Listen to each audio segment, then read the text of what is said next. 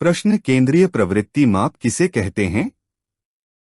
उत्तर जब आंकड़ों को किसी एक संख्या द्वारा प्रदर्शित किया जाता है उसे केंद्रीय प्रवृत्ति माप कहते हैं।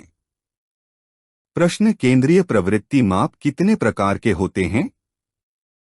उत्तर यह 3 प्रकार के होते हैं, समानांतर माध्य, माध्यिका और बहुलक। प्रश्न समानांतर माध्य किसे कहते हैं? उत्तर आंकड़ों के औसत मान को समानांतर माध्य कहते हैं। यह संख्याओं के सभी मानों पर आधारित होता है। सूत्र माध्य सभी मानों का योग कुल संख्या बटा कुल संख्या। प्रश्न माध्यिका मीडियन किसे कहते हैं? उत्तर आंकड़ों के मध्य मान को माध्यिका कहते हैं। इसे स्थिति के आधार पर ज्ञात किया जाता है। आंकड़ों को क्रम में व्यवस्थित कर 2 भागों में बांटने के बाद मध्य मान को माध्यिका कहते हैं। प्रश्न बहुलक मोड किसे कहते हैं? उत्तर आंकड़ों में वह संख्या जिसकी बारंबारता सबसे अधिक हो उसे बहुलक कहते हैं। बहुलक को आयात चित्र और सूत्र द्वारा ज्ञात किया जा सकता है। प्रश्न चतुर्थक क्वार्टाइल्स किसे कहते हैं? उत्तर जब आंकड़ों को 4 बराबर भागों में बांटा जाता है तो उसे चतुर्थक कहते हैं।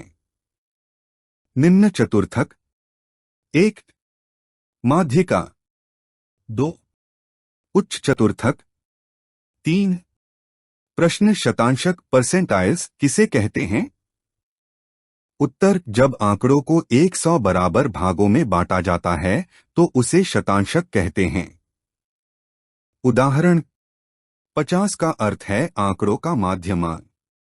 सहसंबंध प्रश्न सहसंबंध किसे कहते हैं?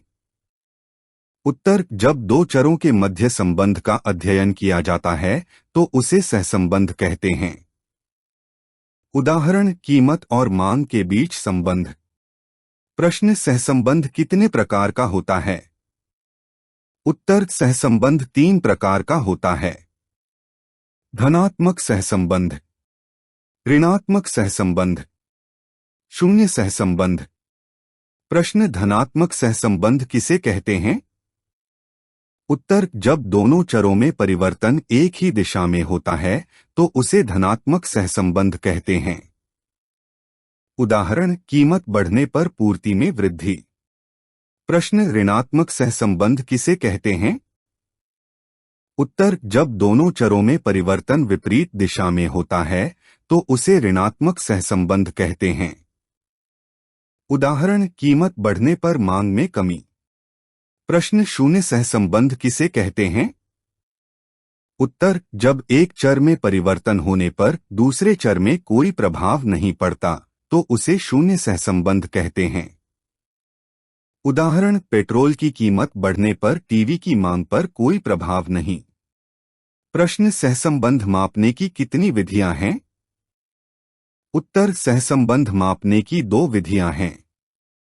1 डॉट सहसंबंध गुणांक विधि। इसे कार्ल पियर्सन द्वारा विकसित किया गया है। 2 डॉट कोटि सहसंबंध विधि। इसे स्पीयरमैन द्वारा विकसित किया गया है। सूचकांक प्रश्न सूचकांक किसे कहते हैं? उत्तर चरों में होने वाले परिवर्तन को दर्शाने वाले मापक को सूचकांक कहते हैं। इसे आर्थिक बैरोमीटर और निर्देशांक भी कहते हैं। प्रश्न सूचकांक के उदाहरण बताइए।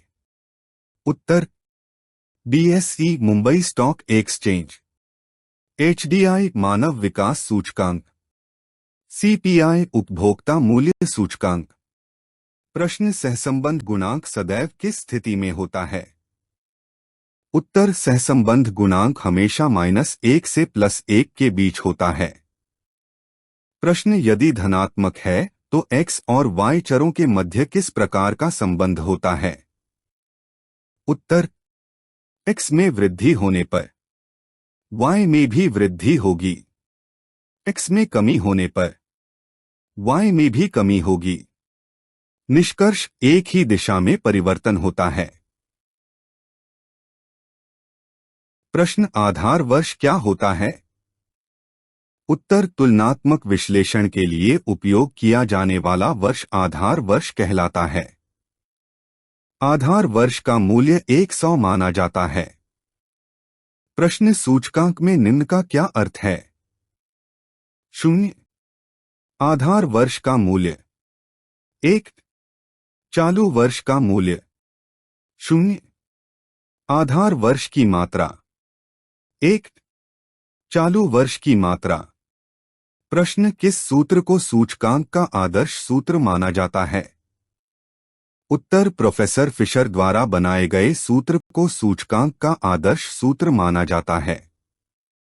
प्रश्न पूर्ण सहसंबंध का मान कितना होता है? उत्तर पूर्ण सहसंबंध का मान 1 होता है। प्रश्न सूचकांक का महत्व बताइए। उत्तर सरकार के लिए निर्णय लेने में सहायक सूचकांक का उपयोग नीतियां बनाने में किया जाता है। व्यापारियों के लिए सहायक व्यापारी सूचकांक का उपयोग निर्णय लेने और बाजार का विश्लेषण करने में करते हैं। प्रश्न सूचकांक की सीमाएं बताइए। उत्तर पूर्णता शुद्ध नहीं, सूचकांक औसत पर आधारित होता है, जिससे यह पूर्ण शुद्ध नहीं होता। आधार वर्ष का गलत चयन, आधार वर्ष गलत चुनने पर सूचकांक का परिणाम भी गलत हो सकता है।